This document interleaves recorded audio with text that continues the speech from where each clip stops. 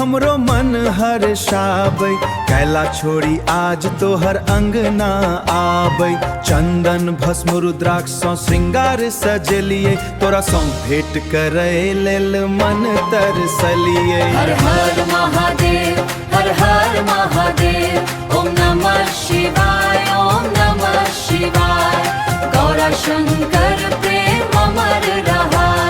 बीसीम music दिल की आवाज, स्वर्गीता चाव्या बोल बम हर हर महादेव। मेहंदी रचल हथेली चूड़ी छन छन बाजे, सिंदूरक लाली देख मन हर्षाय। बेल फूलक माला सजा कर राखलिए, भोला अब ताह कहीं दीप जरौलिए।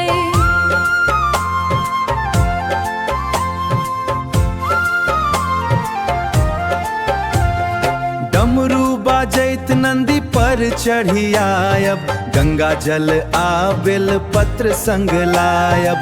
तोहर मुस्कान देख मन हर खाए, आज सावन प्रेमक रंग बरसाए। हर हर महादेव, हर हर महादेव। ओम नमः शिवाय, ओम नमः शिवाय। गौरा शंकर प्रेम अमर रहा।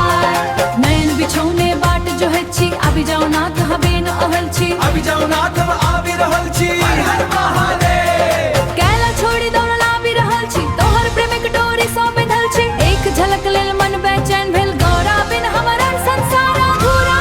सावन प्रेमक पावन महीना, शिव गौरा मिलन सौ धन जग जीना। जे श्रद्धा सौ शिव नाम जपैत कर, जीवन सुख समृद्धि सौ भरि जाय।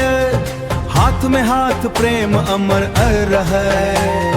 जन्म जमी संग अटल रहे, भोला गौर का सब पर बरसे। हर घर शिव भक्ति सा उजियार रहे। हर हर महादेव।